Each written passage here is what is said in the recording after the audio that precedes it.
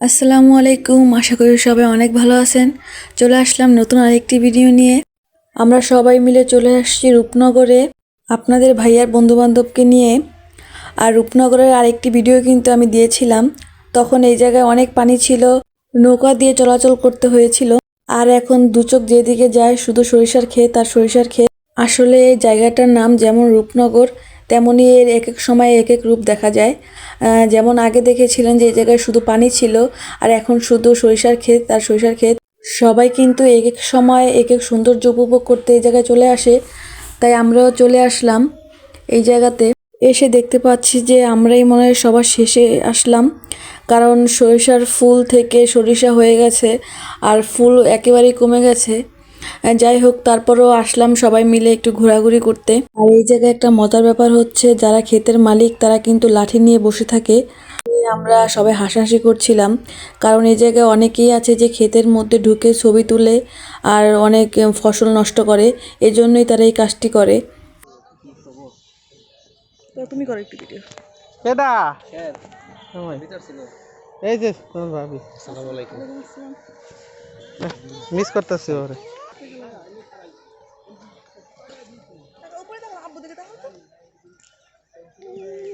ফুল নিছো?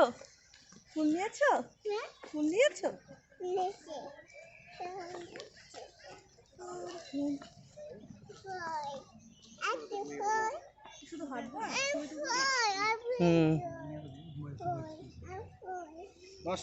হ্যাঁ। আর এখন আমরা চলে আসছি এই জায়গার মেইন আকর্ষণীয় জায়গায়।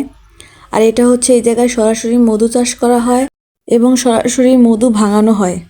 আর বেশিরভাগ মানুষই এই জায়গায় মধু কিনতে আসে। আর আপনি চাইলে মধু সরাসরি নিজে ভাঙিয়েও নিতে পারবেন। এটা কিন্তু অরিজিনাল মধু পাওয়া যায়, এবং খাঁটি মধু বিক্রি করে। মৌমাছি, দেখো মৌমাছি। না না,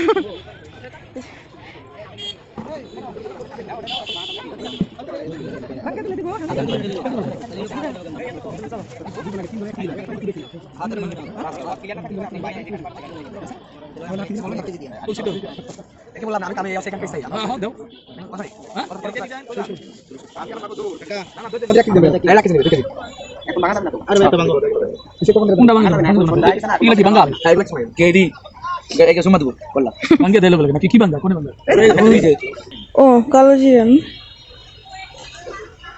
এটা সরিষা।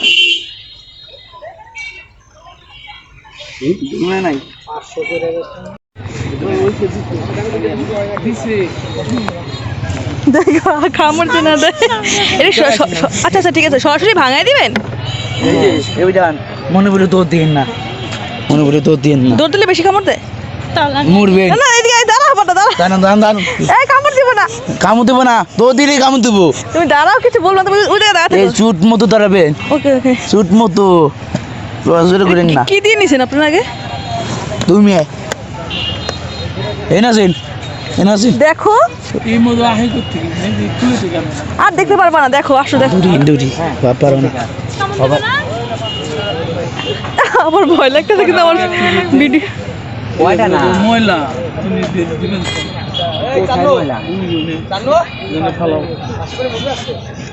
না কই ময়লা, আচ্ছা ওইখানে ময়লা থাকলে তো সমস্যা নাই, আপনার চাকে তো কোনো সমস্যা আছে?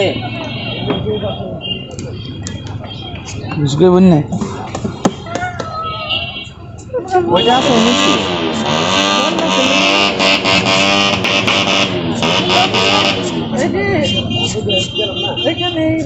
তারপর ভাঙাইবো আর কি। যাই হোক, সন্ধ্যা হয়ে গেছে, তাই মধু ভাঙানোটা দেখতে পারলাম না, তাই সবাই বাড়ির উদ্দেশ্যে রওনা দিয়ে দিলাম, কারণ অনেক সন্ধ্যা হয়ে গেলে বাচ্চাদেরকে নিয়ে আসতে আবার সমস্যা হবে। তারপর আমরা সবাই মিলে কিছু খাওয়া দাওয়া করলাম।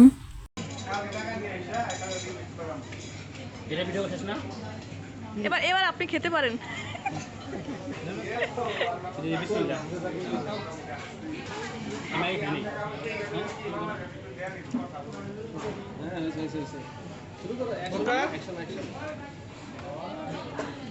এই তো আমরা সবাই খাওয়া দাওয়া শেষ করে যে যার বাসার উদ্দেশ্যে রওনা দিচ্ছি।